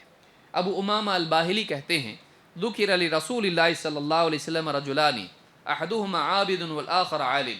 اللہ کے نبی صلی اللہ علیہ وسلم کے سامنے دو لوگوں کا ذکر ہوا، ایک عابد ایک عالم، عبادت کرنے والا، علم والا. فقال رسول اللہ صلی اللہ علیہ وسلم فضل العالم علی العابد کفضل علی ادناکم. عالم کی فضیلت عابد پر ایسی ہے جیسے میری فضیلت تم میں سے ایک عام ادنا شخص پر. عالم کی فضیلت عابد پر ایسی ہے جیسے میری فضیلت تم میں سے ایک ادنا عام شخص پر. ثم قال رسول اللہ صلی اللہ علیہ وسلم ان اللہ وملائکتہ واہل السماوات والارضین حتی النملة فی جحرها وحتی الحوت لیصلون علی معلم الناس الخیر. اللہ تعالیٰ، اس کے فرشتے، آسمان والے، زمین والے، چونٹیاں اپنے گھروں میں، یہاں تک کہ سمندر میں پانی میں موجود مچھلیاں، سب کے سب معلم الناس الخیر، لوگوں کو بھلائی کی تعلیم دینے والے کے لیے دعا کرتے ہیں. اللہ کا صلات بھیجنا یہ ہے کہ اللہ اس کی تعریف کرتا ہے. مخلوقات کا صلات بھیجنا اس کے لیے رحمت اور مغفرت کی دعا کرنا ہے. اللہ دعا نہیں کرتا، اللہ کسے دعا کرے گا؟ اللہ دعا نہیں کرتا ہے، اللہ تعالیٰ اس کی تعریف کرتا ہے. اللہ کا صلات بھیجنا یہ ہے کہ اللہ تعالیٰ تعریف کرتا ہے بندے کی. لیکن مخلوقات اس کے لیے کیا کرتی ہیں؟ رحمت کی دعا کرتی ہیں. مخلوقات رحمت کی دعا کر رہی ہیں اور آپ اس کی غیبت کر کے گناہ گار ہوں، تو ہم کو عالم کے لیے کیا کرنا چاہیے؟ دعا کرنا چاہیے، جو ہم سے پہلے گزرے ہیں. نمبر 6، حق اور ثواب کو اختیار کرنا چاہیے. عالم سے محبت، اس کا احترام اتنا اندھا ہم کو نہ کریں کہ ہم غلط بات اس کی ماننے لگ جائیں. نہیں، ہمارے عالم ہم کو بہت محبت ہے، ان کا غلط بھی صحیح چلتا ہے. ایسا نہیں، غلط ہے. محبت اپنی جگہ، ہیلی نہیں محبت، لیکن مسئلہ غلط ہے، ہم وہ نہیں لیتے. تو صحیح بات ہم لیتے، غلط بات ہم نہیں لیتے. دو عالم ہیں، دو عالم میں سے ایک یہ بول رہا ہے ایک یہ بول رہا. اب کیا کریں گے؟ یہ ہمارے رشتہ دار بلکہ ان کی مانیں گے، یہ بہت اچھے لگتے ہم کو. نہیں، آپ اس کی بات لیں گے جس کی بات صحیح ہے. کس بنیاد پر؟ کتاب و سنت کی بنیاد پر، دلیل کی بنیاد پر. اللہ تعالیٰ فرماتا فبشر عباد الذین یستمعون القول فیتبعون احسنہ. میرے بندوں کو خوشخبری سناؤ جو بات کو سنتے ہیں اور اس کے بہتر کو اپناتے ہیں. کس کو اپناتے ہیں؟ تو جو باتوں میں سے سارے کسی مسئلے میں گفتگو ہو اس میں سے بہتر کو اپناتے ہیں، ایسے لوگوں کو اللہ نے خوشخبری دی ہے. امام مالک نے بھی اس آیت سے یہی دلیل دی ہے. کہتے ہیں کہ لیس کلما قال رجل قولا وان كان له فضل يتبع علیہ. ایسا نہیں ہے کہ کوئی آدمی فضیلت والا ہو تو جو بھی بولے اس کی بات مان لینا چاہیے کیونکہ وہ بہت فضیلت والا ہے، بہت شرف والا ہے. کہتے اللہ تعالیٰ فرماتا ہے اللہ کے نیک بندے کون ہیں؟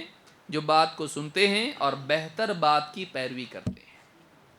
تو مختلف علماء میں سے جس کی بات دلیل سے زیادہ قوی ہو اس کی بات ماننا چاہیے. 7، علماء کی غلطی کو دین نہیں بنانا چاہیے. چونکہ یہ ہمارے امام ہیں، ان کی غلط بھی صحیح، وہ جو بھی بولے ان کے پاس کچھ دلیل ہوگی، اس لیے انہوں نے جو بول دیا وہ بول دیا، ہم کو سب انہی کی قول پہ چلنا پڑے گا. اپنے مفتی صاحب جو بھی بولتے ہیں ہمیشہ صحیح رہتا ہو، اپنے اس لیے صحیح ہیں، ایسا ہوتا نہیں ہوتا. تو یہ تعصب ہے، ایسا نہیں کرنا چاہیے کہ کسی خطا کو اس کی غلطی جاننے کے بعد بھی لوگوں کو اس پر عمل کرنے کے لیے لگائیں کہ دیکھو مجتہد تو ایک اجر ملا نا، تو اپنے کو بھی ملے گا کہ نہیں ملے گا؟ اس کو معلوم تھا کیا یہ فتویٰ غلط ہے؟ تم کو معلوم ہے کہ نہیں؟ تو وہ معلوم نہیں ہو کہ اس نے کیا اس لیے اجر مل رہا ہے. اگر جان بوجھ کے کتاب و سنت کے خلاف کرتا تو اجر ملتا نہیں ملتا. تو تجھ کو تو معلوم ہے نا کہ وہ فتویٰ غلط ہے. اب تجھ کو مجتہد والا اجر کیوں ملے گا اور کیا کوشش کیا تو تجھ کو اجر کیوں ملے گا؟ وہ اجر تجھ کو نہیں ملے گا. تو اجتہاد کا اجر مجتہد کے لیے ہے، اس لیے نہیں کہ کوئی بھی آدمی وہ غلط جاننے کے باوجود، دلیل کے خلاف ہونے کے باوجود بھی اس پر عمل کر رہا ہے، اس کے لیے نہیں ہے. اسی لیے عمر ابن خطاب رضی اللہ تعالیٰ کہتے ہیں السنۃ ما سنہ اللہ ورسولہ لا تجعلوا خطأ الرأی سنۃ للامہ. سنت وہ ہے جسے اللہ اور اس کے رسول نے سنت قرار دیا. کسی کے اجتہاد کی غلطی کو امت کے لیے سنت مت قرار دو. کسی عالم نے غلط فتویٰ دے دیا، آپ سب کو عمل کرنے لگا رہے اس کے اوپر، اس لیے کہ وہ بڑا عالم تھا. صحیح بات نہیں ہے، غلطی کو سنت بنانا جائز نہیں ہے. اسی طرح سے 8ویں چیز ہے کہ آدمی کہے سارے علماء اچھے تھے، سارے علماء محنت کی اتنی، کسی کا بھی فتویٰ چھوڑنا نہیں چاہیے. تو ایک کام کریں گے، امام شافعی جو آسان فتویٰ دیے وہ لو، امام ابو حنیفہ جو آسان فتویٰ دیے وہ لو، اور اس طرح سے فتویٰ شاپنگ کریں. یا آج کے علماء میں سے کون حلال بولتا رہے اس کو؟ اپنے کو کرنا ہے. چیس کو کوئی حلال بولتا گیا، میوزک کو کوئی حلال بولتا گیا، تو آپ کیا کریں؟ الحلال والحلال فی الاسلام، ساری سہولت کے فتوے آپ تلاش کرنے لگ جائیں، یہ بھی گمراہی ہے. امام خالد نے الحارث راوی کہتے ہیں قال علی سلیمان التیمی ان اخذت برخصت کل عالم اجتمع فیک الشر کلہ. اگر تو ہر عالم کی سہولت والا فتویٰ یا فیصلہ لینے لگے، ساری کی ساری شر کی باتیں تیرے اندر جمع ہو جائیں گی، سارا شر تیرے اندر جمع ہو جائے گا. تو آپ یہ نہیں کر سکتے ہر عالم سے اپنی پسند کے من پسند پھول باغ میں سے چنتے نا جیسا، تو اپنے حساب سے پھل پھول چن چن کے ایک گلدستہ آپ بنائیں آسانیوں کا. تو یہ آپ کر سکتے نہیں. یہ خواہش کی بنیاد پر آپ لے رہے ہیں، علم کی بنیاد پر نہیں. خواہش کی بنیاد پر انسان کا رخصتوں کو قبول کرنا اور اپنانا گمراہی ہے، تو یہ بھی جائز نہیں ہے. نمبر 9، مذہبی تعصب سے اجتناب کرنا چاہیے. یہ نہیں کہ ایک آدمی کسی ایک عالم کو پکڑ لے تو ہمیشہ اسی کی بات سنتا رہے، چاہے اس کی بات غلط ثابت ہو. ایسا نہیں ہونا چاہیے، بلکہ آدمی کو چاہیے کہ جب اس کی بات غلط ثابت ہو جائے تو اس کو ڈیفینڈ نہ کرے. عام طور سے مسلکی تعصب میں کیا ہوتا ہے، عالم کی بات غلط بھی ثابت ہو رہی پھر بھی ڈیفینڈ کرتا اس کو زبردستی، دور سے کچھ نہ کچھ لے کے آتا، بہت سوچتا ہو. نہیں کرنا ایسا. اللہ کے نبی صلی اللہ علیہ وسلم فرماتے ہیں مثل الذي يعين قومه على غير الحق مثل بعير تردى وهو يجر بذنبه. اس آدمی کی مثال جو ناحق میں اپنی قوم کی مدد کریں، اس کو ڈیفینڈ کریں، اس کا ساتھ دیں، اس شخص کی طرح ہے کہ ایک اونٹ کنویں میں گر رہا ہے، کھائی میں گر رہا ہے، گڑھے میں گر رہا ہے، اور دم پکڑ کے اس کو کھینچ کے بچانے کی کوشش کر رہا. کون کس کو بچائے گا؟ کون کس کے ساتھ جائے گا؟ اونٹ باہر آئے گا کہ یہ اندر جائے گا؟ یہ اندر جائے گا. تو ناحق میں کسی کا ڈیفینڈ کرنا اس کو بھی ہلاکت میں لے جاتا ہے. تو ناحق میں ڈیفینڈ کرنا نہیں. غلط ہے، ٹھیک ہے، عالم غلط نہیں، بات تو غلط ہے، لیکن آدمی کیا سمجھتا ہے ان کو اگر غلط مان لی ایک اس کی تو ان کی شان میں گستاخی ہو جائے گی اور وہ پورے غلط ثابت ہو جائیں گے. وہ غلط تو ہم بھی غلط، تو ہم غلط نہیں ثابت ہونا چاہتے تو ان کو غلط ثابت ہونے دیں گے نہیں. ہمارا عالم کیسا غلط ہو سکتا؟ نہیں، کوئی بھی غلطی کر سکتا ہے، بڑے سے بڑا عالم غلطی کر سکتا ہے. اور نمبر 10، آخری بات، بس بغیر علم کے خود سے فتوے دینا شروع نہیں کرنا. جب سب عالم سے غلطی ہوتی تو میں بھی تو غلطی کروں تو میرے کو بھی ثواب ملتا ہے. صحیح ہے ایسا؟ بولے کو اتنا معلوم پڑ رہا ہے اس سے غلطی ہوئی اس کو بھی ثواب. میں بھی اجتہاد کرتا، ذرا بیٹھ کے سوچتا، ذرا بیٹھ کے چیٹ جی پی ٹی پہ ہوگا صحیح نہیں. نالائق آدمی اگر ایسا کام کرے جس کا وہ لائق نہیں ہے، معذرت کے ساتھ تھوڑا یاد رہے گا، یہ ہم لائق ہیں اس کے اجتہاد کے. گھر میں کام کاج میں اجتہاد کرنے دیتے اپنے کو، تو دین کے معاملے میں اجتہاد کریں گے. دین کے معاملے میں اجتہاد کرنے کے لیے قرآن کا علم، حدیث کا علم، عربی زبان کا علم، ناسخ منسوخ کا علم، تفسیر کے اصول، حدیث کے اصول، اسماء و رجال کا علم اور اس طرح کے علوم ہیں. یہ سارے علوم اگر آدمی کے پاس ہو تب جا کے آدمی اجتہاد کرتا ہے. خالی translation ChatGPT سے کروا کے گوگل پہ ڈھونڈ کے آدمی اجتہاد کر سکتا ہے؟ نہیں. یہ عالم کا فتویٰ دیکھا میں نے، یہ دیکھا میں نے، ان دونوں میں سے میرے کو ایک سمجھ میں آ رہا، تیسرا قول بالکل نہیں، جانا نہیں ادھر، بالکل نہیں کرنا ایسا. نیا دین نکالے گا، دین الہی اکبر بادشاہ کی طرح. بغیر علم کے فتویٰ دینا نہیں ہے. تو بعض اوقات ایسے لوگ ہوتے نا کہ عالم سے سنتے ہیں، پھر عالم کے سنے ہوئے میں پروسیس کرتے، پھر ایک نیا جوس نکالتے، وہ دوسرا نہیں کرنا ہے. ایسے آپ عالم سے جوڑیے لوگوں کو. خود دین کے معاملے میں کچھ بھی بولیں گے گمراہ ہوں گے اور گناہ آپ پر آئے گا. حدیث میں ہے من افتی بغیر علم کان اثمہ علی من افتاہ. جس کو بغیر علم کے فتویٰ دیا گیا، گناہ فتویٰ دینے والے پر ہے. آپ غلط فتویٰ دیے، وہ بیچارہ عمل کرتا رہے گا، جتنا غلط عمل کرے گا وہ سارا آپ کے نامہ عمل میں جائے گا. قیامت کے دن معلوم ہوگا میرے گناہ کہاں سے آئے، تو نے غلط فتویٰ دیا تھا، وہ سارا زندگی بھر کرتا رہا، وہ سارا تیرے نامہ عمل میں آئے. خواہ مخواہ کی کیوں مصیبت مول لے آدمی، عالم کے پاس بھیج دو. آپ کو کس نے بولا؟ آپ کو جو صحیح بات معلوم ہے بتائیے، نہیں معلوم ہے. کچھ لوگ ہوتے ہیں نا نیم حکیم، شاید ایسا ہے، شاید بول کے سب جوابات دیتے. جب تک آپ کو قطعاً معلوم نہ ہو نہیں بولیے آپ دین کے معاملات. اور عالم بولے، آپ دوا بتاتے کسی کو ایسی، میں آپریشن کرتا، بولتے تیرا نہیں کرتے، آپ ہلاک ہوگا. وہ دین میں بھی نہیں کرنا. آخری حدیث بتا کے بات ختم کر رہا ہوں.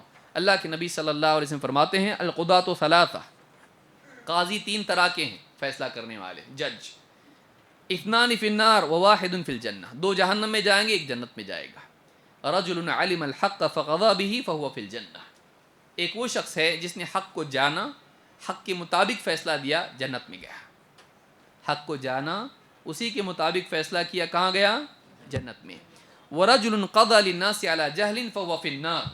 دوسرا وہ آدمی جس نے جہالت کے باوجود فیصلہ کر دیا، قاضی بن گیا جبکہ جاہل تھا، جہنم میں جائے گا. میں اتنا اچھا کام کیا، مدد کیا، فیصلہ کیا، جہنم میں بغیر علم کے فیصلہ کیا تو نے، تو جہنم میں جائے گا. چاہے وہ فیصلہ غلطی سے صحیح نکلا ہے تب بھی جہنم میں جائے گا، کیونکہ کام غلط کیا تو نے. ورجل عرف الحق فجار فی الحکم فهو فی النار. تیسرا وہ آدمی ہے جس کو حق معلوم تھا لیکن خواہش کی وجہ سے اس نے فتویٰ اپنے فائدے کے حساب سے کر کے پیش کر کے کسی کو غلط فتویٰ دیا، یہ بھی جہنم میں جائے گا. اپنے فائدے کا فتویٰ دیا جو اپنے خلاف نہ آئے، حلال کو حرام کیا، حرام کو حلال کیا، ایسا آدمی کیا ہے؟ یہ بھی جہنم میں جائے گا. اللہ ہم سب کی حفاظت فرمائے.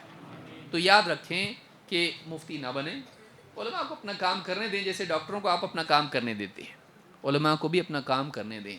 اور علماء میں اختلافات ہوتے ہیں، انٹرنیٹ پر علماء کے خلاف کچھ بھی کمنٹ میں جا کے، عالم نے ایسا کرنا چاہیے، یہ عالم ویسے، وہ عالم ایسے.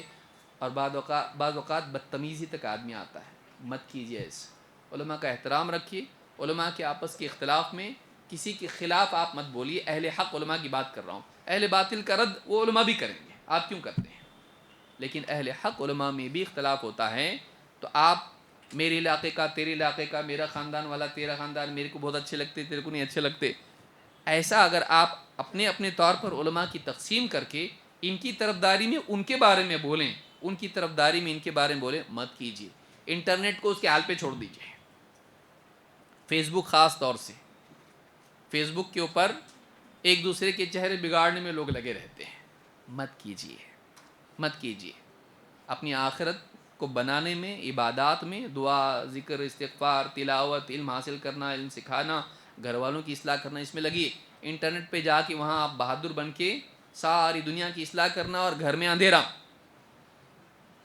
چراغ تلے اندھیرا نہیں کرنا ہے. ایسا بہت سارے لوگ انٹرنیٹ پہ اتنے بزی رہتے ہیں کہ گھر میں ان کو ٹائم ہی نہیں ملتا، اور گھر والے گمراہی میں پڑے رہتے ہیں. مت کیجیے ایسا. علماء کی شان میں کچھ بھی مت بولیے. ان میں اختلاف ہوتا رہتا، وہ اپنا جھگڑا حل بھی کر لیتے، لیکن پھر علماء کے ماننے والوں کا جھگڑا حل نہیں ہوتا نا. ایسا دو عالم ہیں، ان میں اختلاف ہوا، انہوں نے اس پہ تنقید کی، انہوں نے تنقید کی، پھر ملے، بیٹھے، بات چیت کی، بولا اچھا ایسا ہے کیا، ہاں چلو. اب یہ بولتا میں اتنا لڑا ان کے لیے، وہ کیسے کمپرومائز کر لیے. تو ایسا ہوتا بعض اوقات، انجن صحیح ہو جاتا، ڈبے صحیح نہیں ہوتے.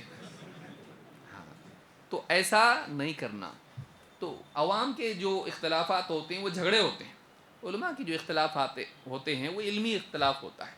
وہ اپنے اختلافات کو حل بھی کر لیتے ہیں، دلائل کی بنیاد پر ان کی محبتیں باقی رہتی، لیکن ان کی بنیاد پر ان کے ماننے والے فین فالوور جو بھی ہوتے ہیں وہ ایسا لڑتے ہیں کتے بلی کی طرح کہ ایک دوسرے کی عزتیں اور علماء کی بھی عزتیں اچھال دیتے ہیں. مت کیجیے ایسا,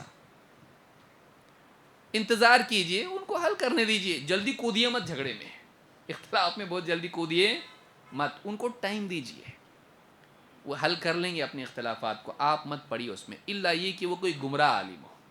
لیکن اہل حق علماء ہیں, آپس میں اختلاف ہوتا رہتا ہے, چھوٹی موٹی بات پہ, کبھی بڑی بات بھی ہوتی ہے.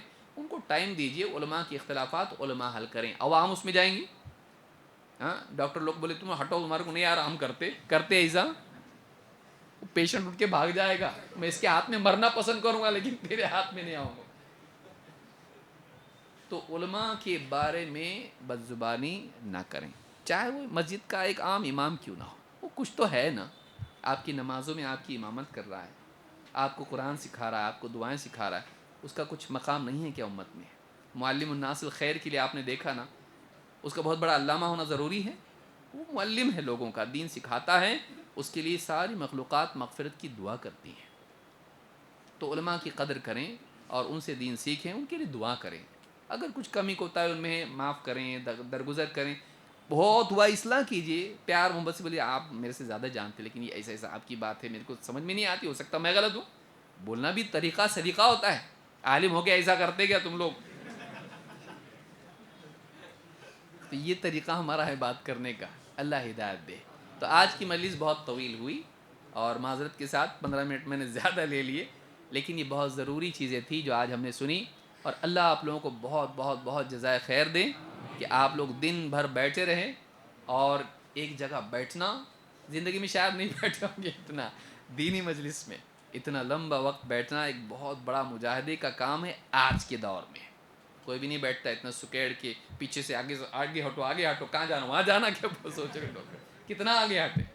اتنی سی جگہ میں بیٹھنا, گرمی برداشت کرنا اور مسلسل برداشت کرنا, سننا, یہ بھی ایک بہت بڑا مجاہدہ ہے. اللہ تعالی ہمارے بولنے کو, ہمارے سننے کو قبول کریں.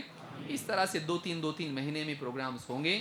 آپ لوگ ضرور تشریف لائیں اور خود بھی آئیں اور دوسروں کو بھی لائیں. انشاءاللہ کسی اور مناسب موضوع پر جو وقت کی ضرورت ہوگا ہم انشاءاللہ ایک کورس رکھیں گے اور اسی طرح سے انشاءاللہ اس سے بہتر نظام کرنے کی کوشش کریں گے. اللہ رب العالمین ذمہ داروں کو جزائے خیر دیں. آپ لوگوں کے لیے اتنی سہولیات فراہم کی اور ساری پروگرام کی ترتیب بنائی. اللہ تعالیٰ ان کی بھی محنتوں کو, قربانیوں کو قبول فرمائے. اور گھر پہ جا کے اپنی زندگی میں جو باتیں ہم نے آج سنی سیکھیں ان کو نافذ کریں. خاص اس کا حاصل یہ ہے کہ علماء کی قدر کریں اور ان کی شان میں گستاخی نہ کریں. اہل بدعات سے دور رہیں, اہل حق کو لازم پکڑیں, آپس میں مل کے رہیں, محبتوں کے ساتھ جئیں. سب مل کے بڑے مقصد کے لیے اپنی ذات کی قربانی دیں.